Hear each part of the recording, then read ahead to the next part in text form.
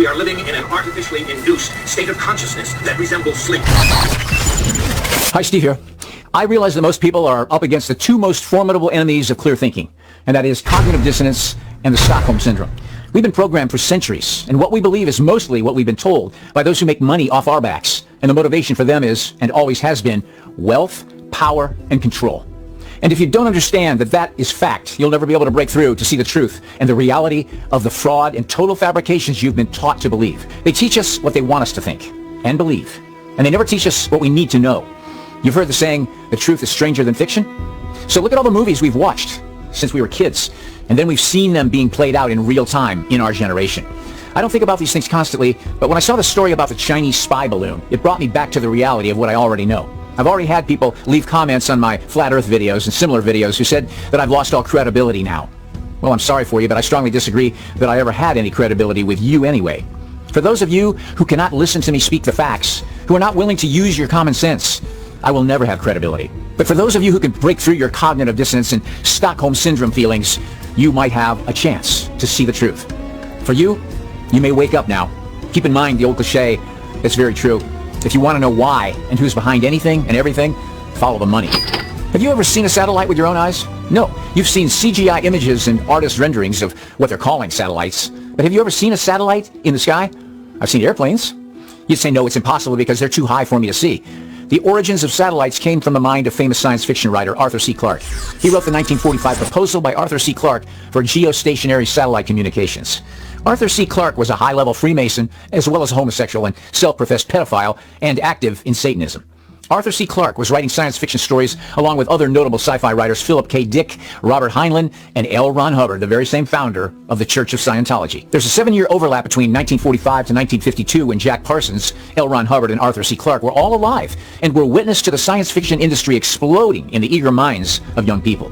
I find the Roswell crash in July of 1947 quite timely, and it certainly propelled the interest in space to mania levels. Hollywood didn't miss the cue, since they're owned by the Khazarian Rothschilds. Hollywood started cranking out sci-fi movies by the truckload. At the top of the sci-fi movie heap was the great undiscovered frontier, space. The Khazarians saw an opportunity to make a ton of money by pushing the space meme. At some point, the scheme was hatched to fake launch satellites into space for profit. NASA became the tool to constantly remind humans of our insignificance in the boundless cosmic order. NASA has been beating the divinity out of us with pseudoscience, propaganda, and spiritual delineation. In other words, control. NASA had accumulated and assimilated the intellectual property from Jack Parsons to the point where he was no longer needed or wanted. Sputnik 1 was launched first in 1957. Shocking, fooling the world, and Explorer 1 soon followed in 1958, the year NASA was created. NASA was also created to militarize space and the atmosphere below it. But why? Simple. In order to conceal the deceptions of the Khazarian globalists and their Freemason minions, the Khazarians needed to secure the perimeter and operate above any jurisdiction. All information above our heads, skyward, was now in the hands of NASA as the official source. In other words, the propaganda machine was created. It's laughable when you realize we're solely reliant on just one source for all information regarding the cosmos, NASA. Along with the controlled mass mainstream media, NASA is free to dispense as much CGI, Pixar, Photoshop, fairy tales as fast as we can swallow them up. I guarantee the Satanists of NASA have been laughing a long time about their ruses. However, they're being exposed more than ever as incompetent pseudoscience degenerates when real scrutiny is applied. Interestingly, in 1959, the Antarctic Treaty was signed and is now totally off-limits backed by military force. The North Pole is also militarized, though no formal multilateral agreement exists. Still, any attempt to travel across either will result in immediate military expulsion and possible jail time.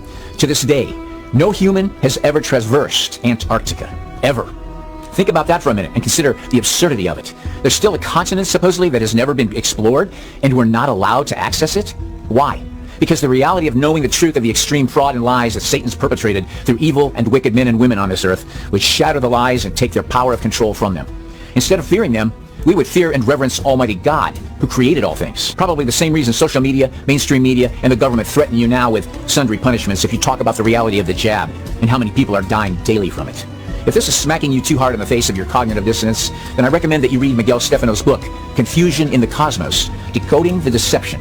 And after reading the book, where he lays out the evidence very simply that we've all been lied to from the day we were born, then get back to me and tell me you believe in a spinning ball rotating at 1,038 miles an hour. And when there's no evidence with your physical eyes that this is reality, the satellites are being launched into space just because you see a rocket go up, read this book and you'll get the answers to why these rockets have been being launched. And why did NASA engineers say they can no longer go to the moon? Because they lost that information, that science, the videotapes. By the way, the video interview with those NASA scientists who said that has been removed from YouTube. And the so-called extraterrestrials are not the aliens from light years away that they want you to believe, but they're fallen angels who reside above the Earth in the area under the dome that we can see with our own eyes as you look at the night skies and see the billions of stars above us. I know that this is a lot for you to take in, and it may feel like I shot the bulk of fireworks up like at the end of a 4th of July display. But I thought, if I didn't know these things, I would hope someone would tell me, because I don't like to stay ignorant about the truth. You can hear this information and mock it, and you can mock me for telling you. You can wonder about it and question and begin to do your own research and see if it's not true for yourself. But I hope you do at least one thing for me. Think about it.